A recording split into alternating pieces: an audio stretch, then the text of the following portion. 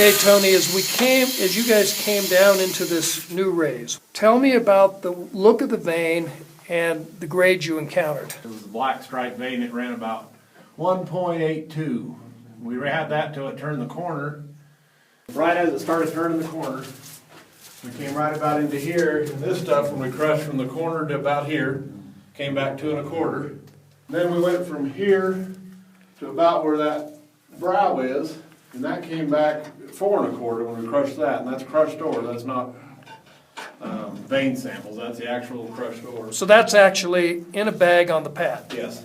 You can see the black stripes right through in here. This stuff ran really good. It's skinny, but the vein itself's running hot enough to enrich the whole thing when we shoot it. But the vein itself, if we did a vein assay, we'd just take the actual vein itself, but we can't shoot that skinny, so we end up with waste on both sides. And that's why the vein assay and the crush assays are never the same. And for most mines, this would be super high grade already, but you know, in here, if we can ever find another converging area, we hopefully can get some assays back up above 10. So Of crushed ore. of crushed, yeah, not just vein assays. And then the next one back was from next sample section was from about here to here. We were still in the native gold. We had a lot of stripes, a lot of layering. It looked good. I mean, it was nice looking stuff. And this stuff came back a little over 3, crushed, you know, out on the pad, actually ready to go. Now, you estimate that you've got how much in lateral strike length here? About 41 feet so far. And is there any reason to believe that this doesn't go up and down? No. And what have we got above us? Nothing that I think that's ever been looked at above us.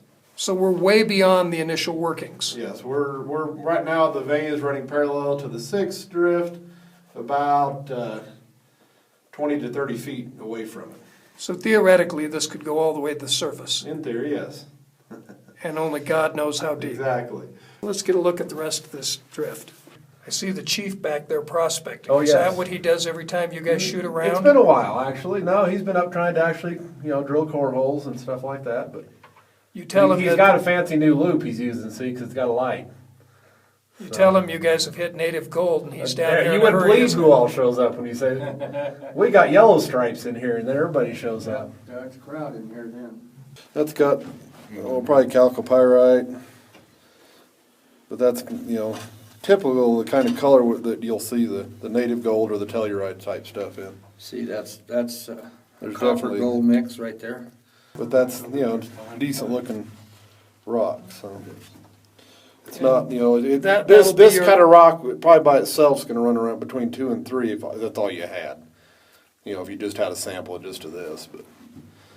Now, what kind of assays do you expect when you run into some of this native gold that's coming up along with the tellurides? Every time we've hit that, we've been above 3.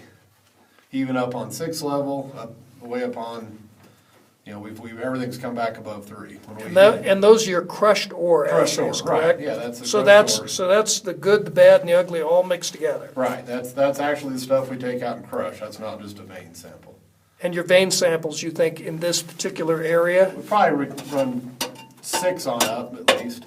You know, I mean, some of it's gonna go up triple digits, but I'd have to pick out pieces to do that. Do you think there's any reason this shouldn't go all the way to the surface? We hope there is no reason why it doesn't. We hope we get a fall this all the way to the surface.